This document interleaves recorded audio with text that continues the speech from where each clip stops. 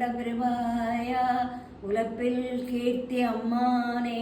இளவும் சுடசோள் மொழிமூர்த்தி நெடியாய் அடியே நாரையரே திரதமிழ்காய் நின்ற திருவேங்கடத்தெம்பெருமானே உனதுள் அடியேன் குணபாதம் கூடுமாறு கூறாயே அகலகில் நிறையுமென்று அலைமேல் மங்கை உரிமாழ்வா நீரில் புகழா உலகம் உண்டுடைய